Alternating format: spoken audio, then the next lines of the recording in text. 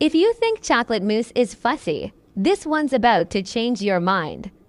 These mousse cups are silky, no eggs, and they've got a crunchy pistachio layer that makes every bite feel like a restaurant dessert. The secret flavor combo is olive oil, orange zest, and just a pinch of black pepper. It doesn't taste spicy, just deeper, richer chocolate.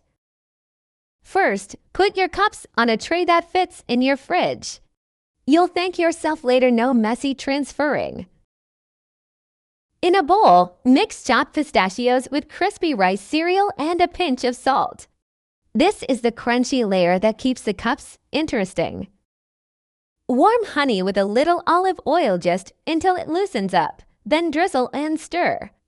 You're not making a hard crust, just a light, crispy base. Spoon 1 to 2 tablespoons into each cup and press lightly. You want it packed enough to crunch but not smashed into a brick. Now the mousse base, pour warm steaming cream over chopped chocolate. Let it sit for 1 minute, don't stir right away.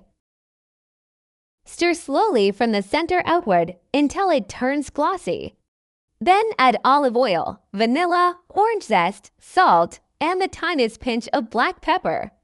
Let it cool until it's lukewarm, not hot. Whip cold heavy cream to medium peaks. That's the sweet spot, airy enough for lift, but stable enough to set in the fridge.